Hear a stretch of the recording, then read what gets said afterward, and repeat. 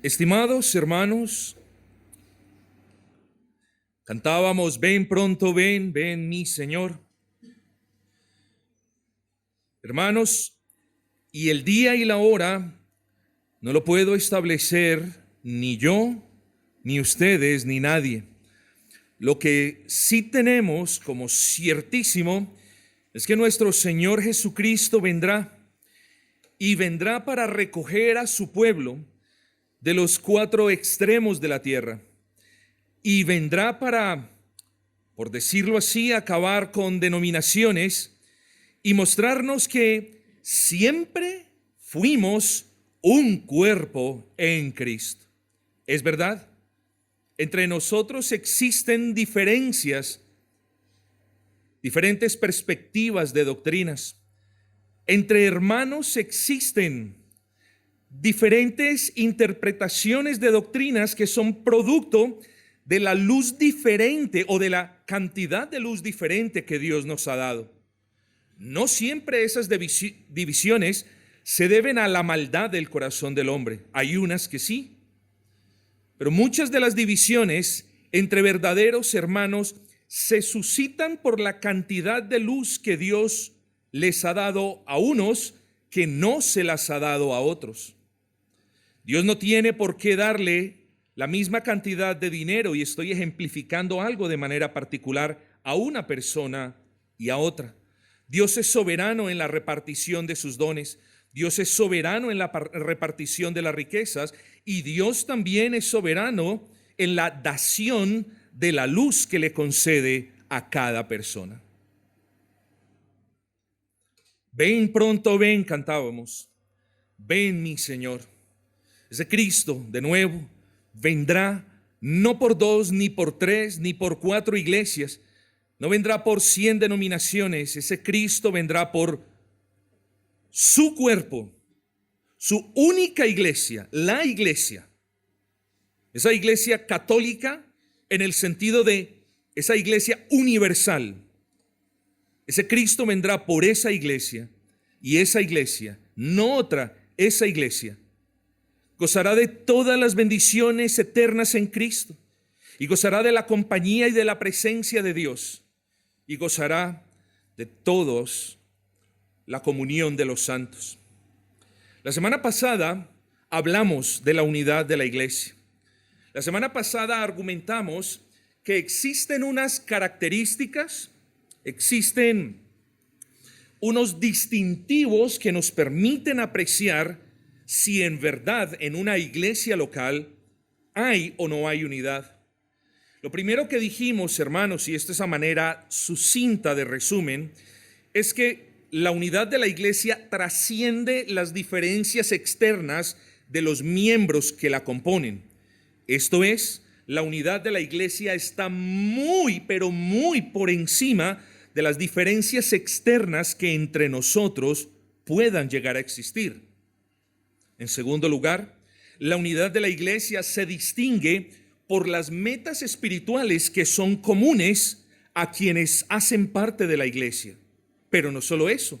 Hablamos en tercer lugar de que la unidad de la iglesia se verifica por la determinación que tienen esos miembros de la iglesia en llevar a cabo, en lograr esos propósitos que se han trazado.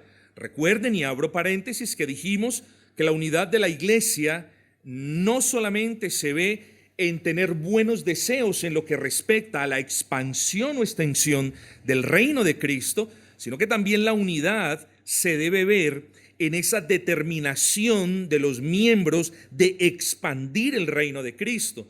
Hablamos del dicho al hecho. Ustedes bien recordarán, la unidad de la iglesia se ve no solamente en el deseo, sino en esa consecución, en ese esfuerzo que ellos hacen por glorificar al Señor en el avance de su causa.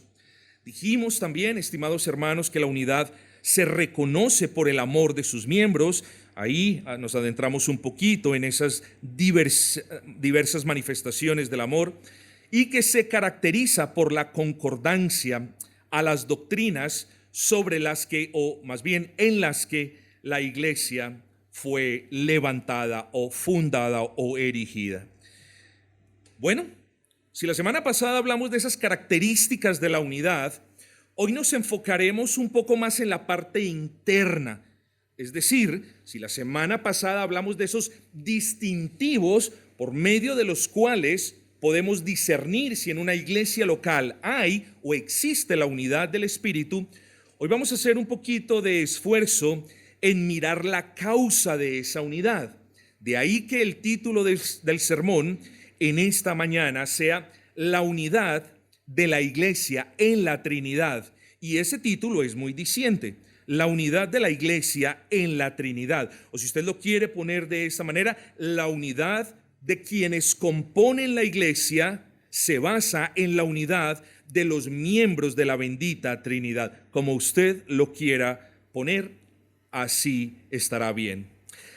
Versículo número 3. Aquí recuerden, estimados hermanos, comienza el apóstol Pablo a hablarnos de esa unidad y nos dice: esfuércense prontamente en guardar la unidad que el Espíritu ha obrado en ustedes. El versículo 3 nos dice eso: solícitos en guardar la unidad del Espíritu en el vínculo de la paz. Pero aquí venimos a nuestros versículos ahora. Versículo 4: un cuerpo y un espíritu, como fuisteis llamados en una misma esperanza de vuestra vocación, un Señor, una fe, un bautismo, un Dios y Padre de todos, el cual es sobre todos y por todos y en todos.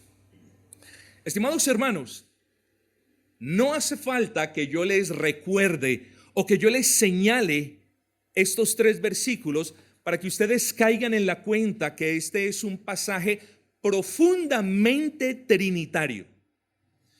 Este pasaje es un pasaje en el que de hecho hay una alusión directa de cada uno de los miembros de la bendita Trinidad.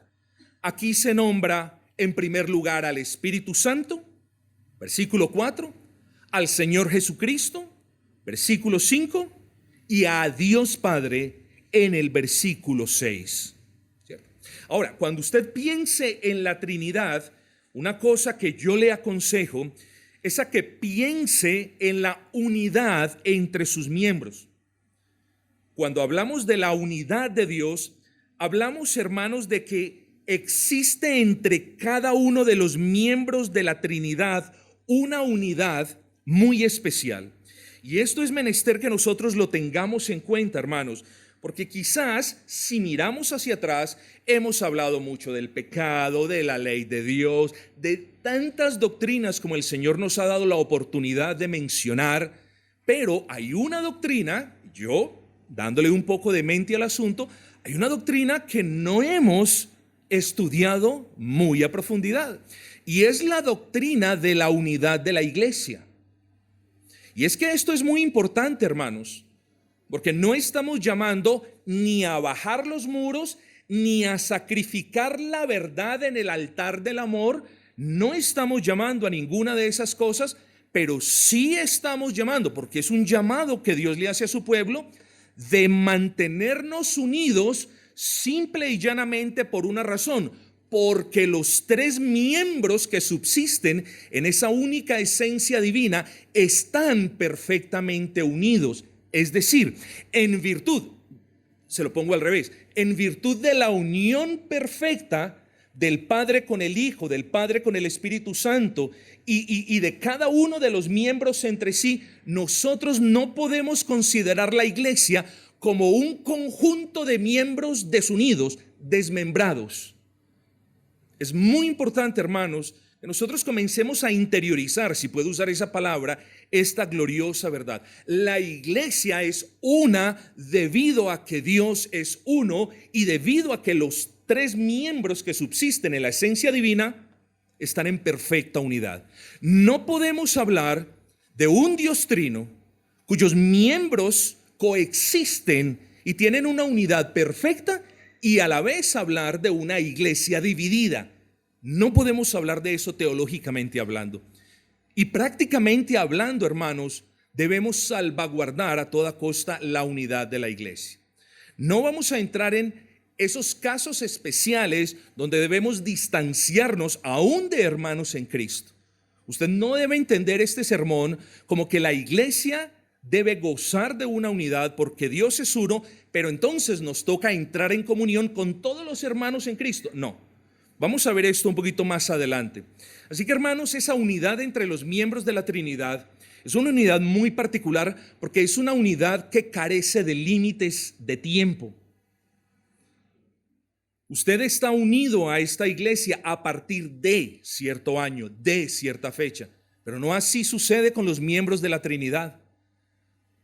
Aquí nos distanciamos, bueno, y siempre nos hemos distanciado de las doctrinas herejes de Arrio que argumentaban o que aún argumentan en los testigos de Jehová que Cristo es una criatura, no el creador. Nosotros decimos, por el contrario, como lo mencionábamos hace poco, nosotros decimos que Él coexiste, siempre ha coexistido eternamente con el Padre y con el Espíritu Santo, y que ese Cristo es igual en honor, en poder, en gloria, en señorío, y que ese Cristo es digno de loores y de alabanzas como lo es el Padre y como lo es el Espíritu Santo. Pero otra de las características de la unidad entre esos miembros es que la unidad entre ellos no tiene diferencia de gloria, honor, poder, majestad y voluntad. Y con esto les quiero decir que todos ellos son iguales en gloria, en poder, en honor, en alabanza y en todas las demás virtudes, o mejor, atributos divinos de Dios. En esa unidad no hay cambio alguno. Esa unidad entre los miembros de la Trinidad es inmutable. Esa unidad, en cuarto lugar, es también una unidad perfecta de propósito.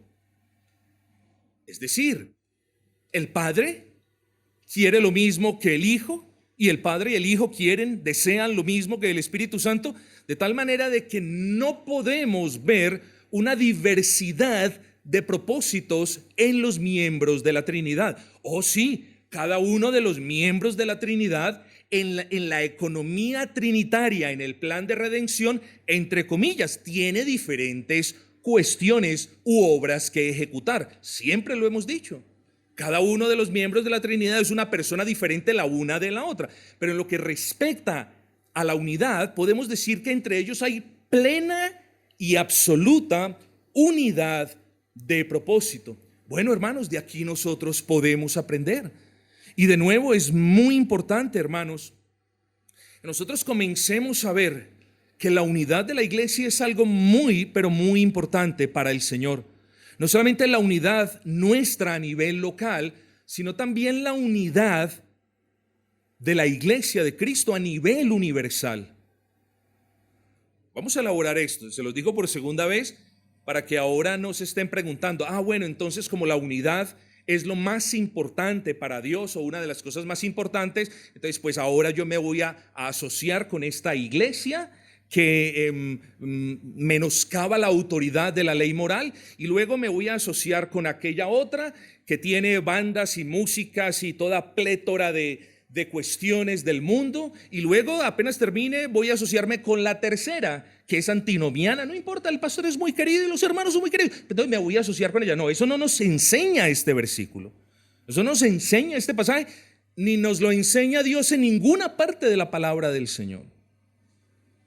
Aquí estamos viendo una unidad más grande, una unidad que trasciende incluso las diferencias que tenemos nosotros entre iglesias. Y es lo que el apóstol Pablo tiene en mente. Ahora bien, hermanos, si la unión entre los miembros de la Trinidad es perfecta, como se los dije hace un momento, no podemos pensar que la iglesia, que en última instancia es el resultado de la obra trinitaria en el ser humano, en el sentido de la salvación, no podemos pensar en la iglesia como un conjunto de miembros en los que no hay unión. Siempre debemos pensar en el conjunto de los redimidos, en el conjunto de los santos, desde Chile hasta Canadá y desde Colombia hasta Hawái. Siempre debemos pensar, hermanos, como miembros de un cuerpo. En algunas ocasiones los teólogos le han dado el nombre del el cuerpo místico de Cristo. Es un cuerpo que no podemos ver, pero que sabemos que existe y que está formado solo de aquellos que por la gracia y la obra, tanto del Padre como del Hijo y del Espíritu Santo, han venido a Cristo y han confiado en Cristo y ahora viven para la gloria del Dios y Padre de todos. Así que, hermanos, es claro que no podemos hablar de la iglesia verdadera, de la iglesia de Cristo, sin el Dios Trino. Y tampoco podemos hablar de la unidad de la iglesia aparte de la unidad entre los miembros de la Trinidad. De ahí, hermanos, que nuestro título sea ese: nuestra unidad en la Trinidad. O como se los dije, la unidad de los miembros de la iglesia en la unidad de los miembros de la Trinidad. Vamos a considerar el versículo número 4. Dice: un cuerpo y un espíritu, como fuisteis también llamados en una misma esperanza. Hermanos, este sermón es un poquito teológico, así que espero su debida atención. Usted debe entender que la formación del cuerpo de Cristo o de la iglesia de Cristo naturalmente hace parte del decreto de Dios. No obstante, estimado hermano, la formación de la iglesia solo se viene a gestar. Fue planeado desde la eternidad pasada, pero solo se viene a gestar en el tiempo y se viene a gestar gracias a la persona y a la obra del Espíritu Santo. Y tiene que usted entender esto. No estamos poniendo la obra de Cristo en un lugar secundario, ni mucho menos. Pero cuando hablamos de la formación de la iglesia, debemos entender que esta se gesta, esta nace por el obrar del Espíritu Santo. ¿A qué hago referencia? Al obrar del Espíritu Santo en la regeneración del pecador. Sin la obra del Espíritu Santo en el corazón del pecador, no podemos hablar, obviamente, ni de regeneración, ni de fe en Cristo, ni de unión a Cristo, ni de formación de la iglesia, y mucho menos de unidad de la iglesia. Entienda pues usted que vemos a la persona y a la obra del Espíritu Santo como ese propiciador del comienzo de la iglesia. Así que gracias a la obra de ese único Espíritu, podemos hablar de la existencia de ese único cuerpo que es la iglesia de Cristo. Ahora bien, hermanos, es cierto que la iglesia militante del Señor tiene diferentes formas de culto. Es cierto que entre nosotros hay diferentes denominaciones, diferentes complejidades, incluso diferentes maneras de gobierno. No podemos negar esas realidades, hermanos. Es también cierto que pese a estas cuestiones causadas por la diferente luz que Dios le ha concedido a las iglesias, a pesar de estas cosas, vuelvo y repito, solo hay una iglesia de Cristo, una y solo una iglesia de Cristo. Y es la Santa Iglesia Católica, pero no como nos lo han enseñado y no como lo creen los demás, sino que la iglesia de Cristo es la Santa Iglesia Católica en el sentido de que la componen todos aquellos redimidos por la sangre del Cordero de manera universal. Cuando usted escuche la Iglesia Católica, en realidad estamos haciendo alusión a la Iglesia universal de Cristo, en contraste con la iglesia local. Hermanos, creo que es justo reconocer, y esto hay que digerirlo despacio y hay que masticarlo bien, hermanos. Porque yo soy el primero y he sido el primero que les he dicho, no podemos transigir con el error. Y siendo columnas y baluartes de la verdad, no podemos permitir el error. Y somos llamados a corregir el error. Pero también tenemos que ser humildes, hermanos.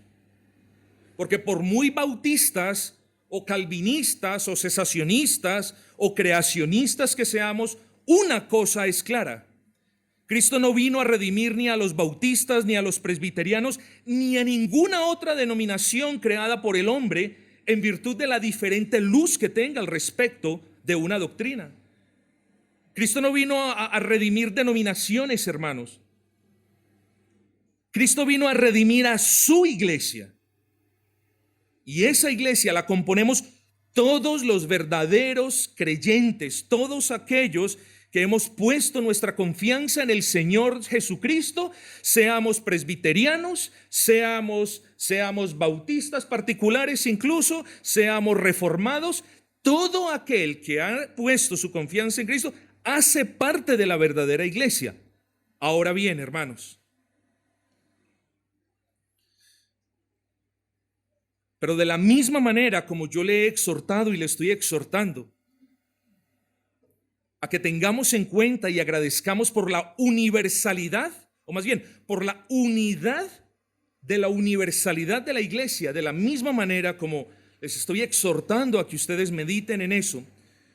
Note, hermanos, que no estamos diciendo acabemos con las diferencias que hay entre nosotros, porque a la final de cuentas, esas diferencias que nosotros tenemos con otras iglesias es producto de la luz que el Señor nos ha dado a nosotros.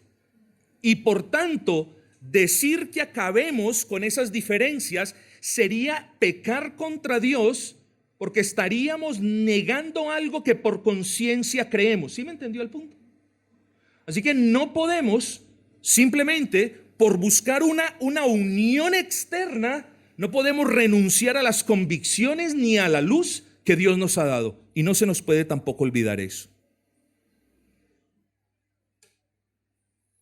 Así que de la misma manera que no estamos promocionando ni fomentando las diferencias entre iglesias, tampoco estamos abogando ni por la eliminación, ni por la modificación, ni por la disminución de nuestra comprensión o de nuestros distintivos doctrinales. Tenga mucho cuidado. Mucho cuidado, hermanos. Aquí hay un balance santo que debemos tener. Y es, uno, somos conscientes de que independiente de nuestras diferencias, pertenecemos a un solo cuerpo. Pero en ninguna parte de la palabra Dios nos llama a renunciar a esas convicciones que nosotros tenemos como iglesia. Así, queridos hermanos, que cuando hablamos o cuando el apóstol habla de un cuerpo, hombre, claro, estamos haciendo referencia a nosotros como iglesia local, que somos un cuerpo, pero aquí se tiene, digámoslo así, aquí se tiene en mente el cuerpo universal que forman todos los creyentes. Pero hermanos, también habla de una misma esperanza. Y note eso allí, como fuisteis también llamados en una misma esperanza. Hemos hablado de ese cuerpo, hemos hablado de ese único espíritu, y ahora hablemos de esa misma esperanza. El punto, hermanos, cuando consideramos la palabra esperanza, es que esta palabra lamentablemente ha perdido poder o peso con el paso del tiempo. Esta esperanza hoy día ya no significa la certeza de algo que se espera, sino que a menudo las personas lo entienden como una posibilidad. Guarde la esperanza, a ver si le dan el tiquete para que lo atiendan en la EPS, ¿cierto? Ya utilizamos la esperanza de esa manera. De nuevo, no como una certeza de que algo va a ocurrir, sino como una posibilidad de que algo ocurra, y mientras tanto nosotros esperamos. Pero mis amados hermanos, la esperanza que el Espíritu Santo forja en la congregación universal de aquellos que fueron llamados de muerte a vida no es una posibilidad. La esperanza que usted tiene como creyente no es una posibilidad. Dios no le está diciendo a usted, pues bueno, espéreme pacientemente y haga un esfuerzo por no afanarse para ver si cuando muere le llegan todas las bendiciones que yo he prometido. La esperanza a la que Dios lo ha llamado a usted y que de hecho el Espíritu Santo ha inyectado en las fibras más profundas de su alma, no es una posibilidad, es una realidad por la que nosotros debemos agradecer y es una realidad que nosotros debemos cultivar, mis amados hermanos. Porque si algo nos mantiene firmes en medio de los ataques, porque si algo nos mantiene con gozo en medio de las aflicciones, porque si en medio de los problemas nosotros aún podemos adorar a Dios, es por la esperanza que el Espíritu Santo ha obrado en su pueblo. Así que esa esperanza, mis amados hermanos, a la que fuimos llamados, es una certeza. Bien nos dice el apóstol Pablo en 2 de Corintios, capítulo 1, versículo 20, porque todas las promesas de Dios son en Él sí y en Él amén. ¿Sabe qué quiere decir esto? Que todo lo que Dios le ha prometido a la iglesia, y eso lo incluye a usted, todo lo que Dios ha prometido es sí, lo cumpliré y amén, porque será hecho. Y cada uno de nosotros, hermanos, debe estar muy agradecido con nuestro buen y gran Señor. Y como iglesia también debemos ser agradecidos porque hay promesas muy particulares para con la iglesia. Nos acordamos de una de ellas: y las puertas del infierno no prevalecerán contra mi iglesia. Gracias, Señor, porque esa promesa en ti es sí, no prevalecerán, y amén, porque siempre nos preservarás. Pero también traslade esas promesas para usted como ser humano. ¿Cuántas promesas Dios le ha hecho a usted en la palabra? El problema, mis amados hermanos, no es que Dios no le haya hecho promesas a usted en la palabra. Ese no es el problema. El problema es, uno, o que usted no lee la palabra y no ha arrebatado esas promesas en fe, o peor aún, que usted sí lee la palabra, pero no cree que esas promesas sean para usted. Pues bien, hermanos, hoy es día de retomar, o más bien, hoy es día de agradecer por esa esperanza que Dios nos ha dado. Hermanos, entonces, ese Santo Espíritu del que me habla el versículo número 4, ojo con esto, ese Santo Espíritu no solamente nos ha regenerado, es decir, no solamente nos ha dado vida para venir a Cristo, sino que también nos ha dado fe para creer en Cristo. Miren la obra del Espíritu Santo y ahora entiendan por qué no podemos hablar de la iglesia sin la obra del Espíritu Santo.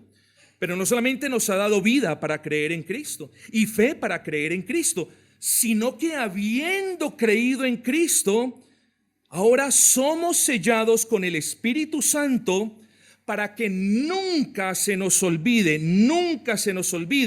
que aquel que comenzó la buena obra en usted y en la iglesia, por ende, la perfeccionará.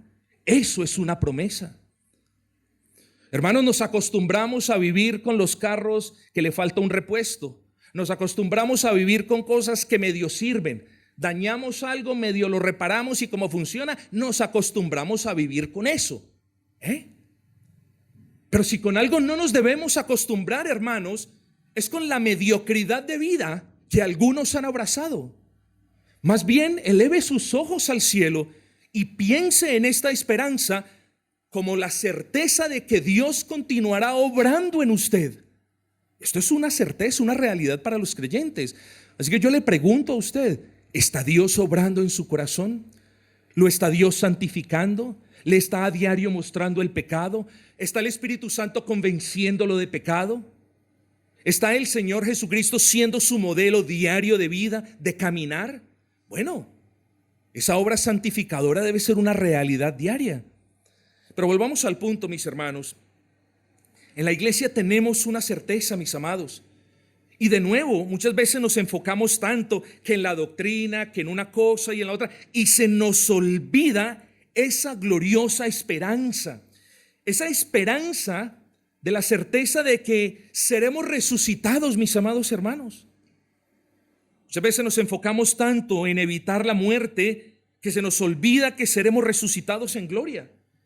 Esa esperanza que el Espíritu Santo inyecta en nuestras almas es la esperanza de que seremos, o la certeza de que seremos glorificados en Cristo. Hermanos, piense en usted sin pecado. Es algo que es tan difícil de pensar que muchas veces no lo podemos comprender. Pero a esa esperanza nos está llamando Dios, de que un día, hermanos, estaremos sin pecado. Esa esperanza, mis amados, es de que disfrutaremos y nos gozaremos de Cristo para siempre y de que lo veremos. Esa esperanza, hermanos, es algo que debemos cuidar. Así que tenga cuidado con el pecado, porque el pecado roba la paz, el gozo y la esperanza que el Espíritu Santo le ha dado a quienes componen la iglesia. Miren, mis amados, que en el versículo 4 hemos hablado de la unidad del cuerpo, que es la iglesia, en términos de la obra del Espíritu. En el versículo 4 hemos dicho que hay un cuerpo, la iglesia, en quienes Dios ha obrado por medio de su Espíritu, también esperanza. Ahora, en el versículo 5 nos vamos a ver, o nos vamos a dar cuenta de la unidad del cuerpo que es la iglesia, pero no en función ya del Espíritu Santo, sino en función de la persona de Cristo. Un Señor, dice la palabra, una fe, un bautismo. Sobra decir, estimados hermanos, que no hay dos señores, no hay dos salvadores, no hay dos redentores, no hay un redentor y una corredentora, no. Hay un Señor, un kurios es la palabra en el original griego. Así que está haciendo referencia a que solo hay un Señor. Hermanos, y piense en esto, porque sin ese Cristo, los gentiles nunca podrían haber sido llamados a salvación. Efesios 2:11. Sin ese Cristo, jamás podrían recibir las promesas o la ciudadanía de Israel. Efesios 2:12.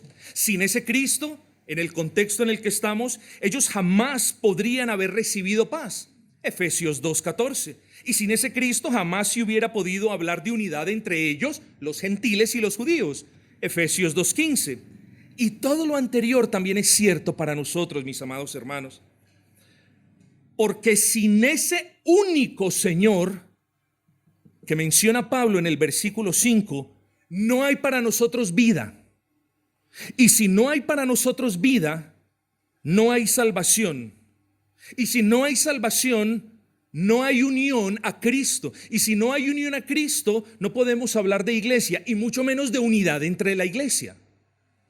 Entonces, miren, hermanos, que es muy importante resaltar la persona y la obra del Espíritu Santo, porque sin Él no podemos hablar de iglesia. Pero es fundamental, hermanos, ensalzar la persona y resaltar la obra de Cristo, porque Él es el centro de la iglesia. Él es la piedra angular sobre quienes todos nosotros como piedras vivas nos apoyamos. Así que de la misma manera que sin el Espíritu Santo no podemos hablar de iglesia, ¿cuánto más de Cristo? No podríamos hablar de un cuerpo sin que existiera una cabeza, que es Cristo. Así que demos gracias, amados hermanos, por ese bendito Señor. Y Pablo tiene como propósito en este versículo 5 decirnos, es que solamente hay un Señor, y ese Señor es Cristo. Un teólogo, hermanos, al respecto de este punto, y yo les insto a considerar estas palabras, porque creo que deberíamos estar de acuerdo con él. Dice, no hay mejor manera de promover la unidad entre los cristianos que recordándoles que tienen el mismo Señor y Salvador. Por lo que, cuando surjan los celos o el orgullo que amenaza la iglesia, o cuando los creyentes estén dispuestos a pelear por tonterías, o cuando se magnifiquen asuntos sin importancias que ponen en peligro esa unidad, es menester recordarles a ellos que han sido regenerados por un mismo espíritu, que han sido injertados a un mismo cuerpo, que han sido llamados a una misma esperanza, y que todo eso lo tienen gracias a la persona, vida, muerte y resurrección de un Cristo y Señor. Deberíamos pensar en aquello, o más bien en aquel que nos une. Y deberíamos ser maduros para descartar tonterías, nimiedades o minucias que ponen en peligro la unidad de la iglesia, hermanos. Cuidado, no como muchos que, si bien no lo dicen, creen que la adoración a Dios es una nimiedad, es una doctrina de tercero, cuarto rango. No estamos hablando de eso, hermanos. Ahora bien, Pablo dice un Señor y luego dice una fe. Hermanos, cuando la Escritura habla de fe, y se acaba el tiempo, cuando la Escritura habla de fe, puede estar haciendo referencia, uno, a la fe salvadora, o dos, a la fe como el conjunto de todas las doctrinas reveladas por Dios en su palabra. No se le olvide eso. La pregunta es obvia. ¿A cuál tipo de fe hace referencia el apóstol Pablo en este versículo? Honestamente, hermanos, yo creo que a ambas. Yo creo que no podríamos desechar ninguna de ellas. Primero, hermanos, porque la unidad de la iglesia presupone la existencia de la iglesia, y la existencia de la iglesia solo se da cuando el creyente es unido a Cristo. Y cuando el creyente entra en una unión en Cristo o con Cristo, sencillo, cuando el creyente ejerce la fe salvadora. Entienda eso. Entonces, estimados hermanos, no podemos hablar de iglesia si no podemos hablar de unión a Cristo, y no podemos hablar de unión a Cristo sin mencionar la fe en Cristo. Y esa es la razón por la que el apóstol Pablo está diciendo en el versículo 5, un Señor y una fe en ese Señor. Pero en segundo lugar, hermanos, no nos podemos quedar contentos con la fe salvadora, porque en realidad cuando hablamos de la unión del cuerpo de Cristo, también tenemos que hablar de la unión de los miembros del cuerpo de Cristo a las doctrinas sobre las que ellos fueron edificados. Ustedes recuerdan el pasaje en Judas capítulo 1 versículo 3, contended ardientemente por la fe, y obviamente no está haciendo alusión a la fe salvadora, está haciendo alusión al conjunto de doctrinas reveladas por Dios en la palabra. Hermanos, solamente para que este punto quede en claro, puede que algunos miembros del cuerpo de Cristo no comprendan a la perfección la doctrina de la unión hipostática.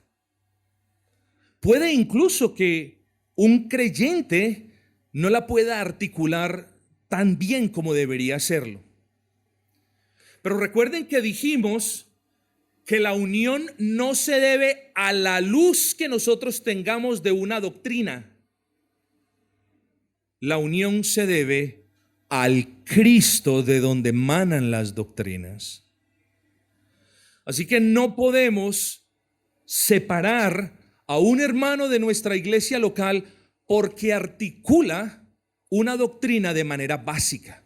Es muy importante que nosotros tengamos en cuenta esto. No obstante, hermanos, como ya lo estamos viendo, cuando el asunto es de diferente luz al respecto de la doctrina, tenemos que ser cuidadosos porque no podemos provocar una desunión. Pero cuando el asunto es, yo no creo en la unión hipostática de Cristo, ahí sí no puede existir una unión. Cuando el asunto es, yo no creo en la salvación solo por gracia, ahí no puede existir una unión. Cuando el asunto es,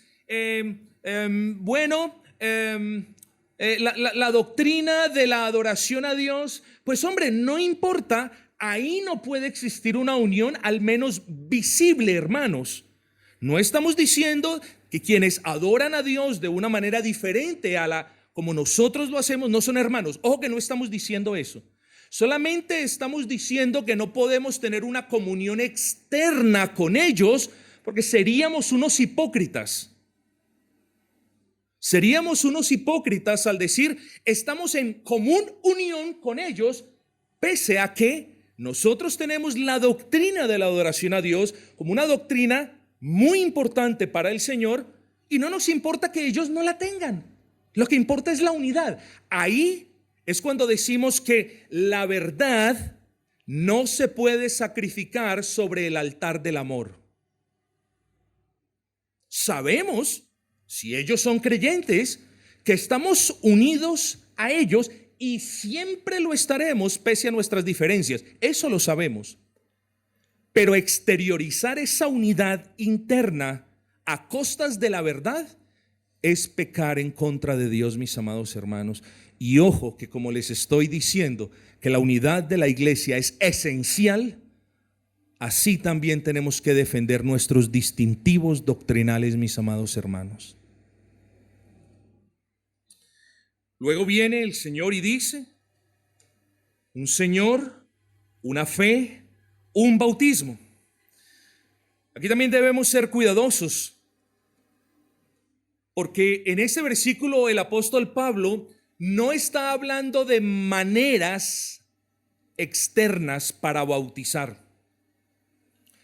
Si bien nosotros creemos que la Biblia solamente habla de una manera de bautismo y es aquella manera de inmersión total por agua usando la fórmula trinitaria, este pasaje no habla ni de aspersión ni de inmersión.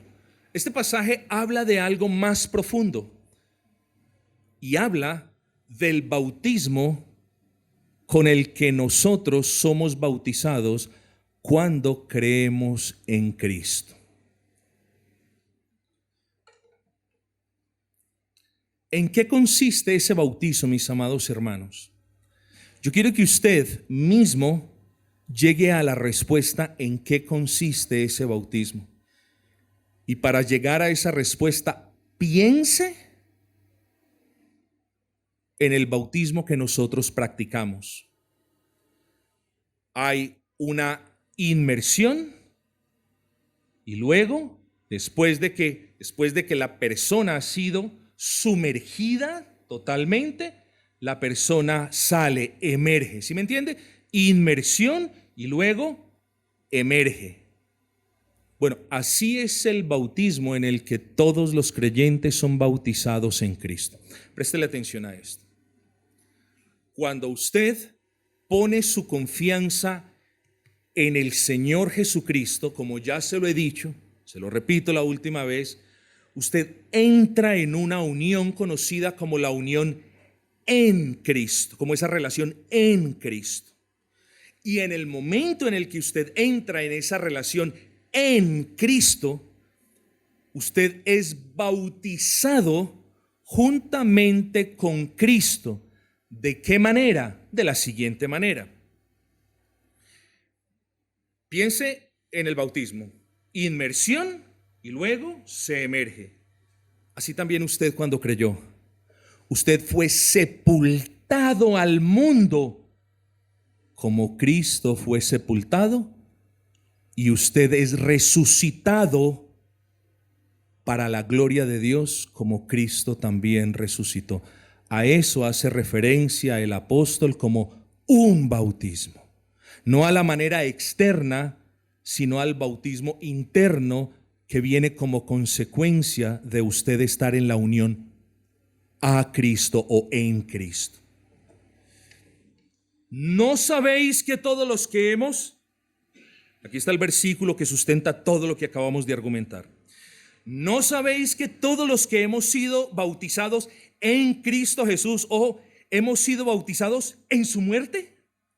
Porque somos sepultados juntamente con Él para muerte en el bautismo. ¿Vieron? A fin de que como Cristo resucitó de los muertos para la gloria del Padre, así también nosotros andemos en vida nueva. A ese bautismo hace referencia el apóstol Pablo.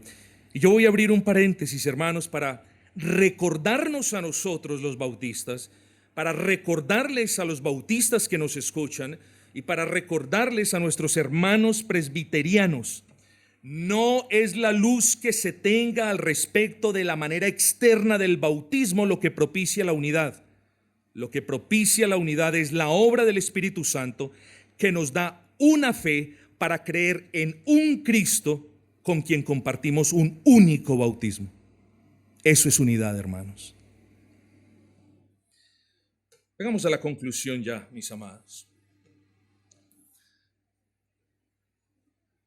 En el versículo 4 vemos la unidad de la iglesia en lo que respecta a la tercera persona de la Trinidad.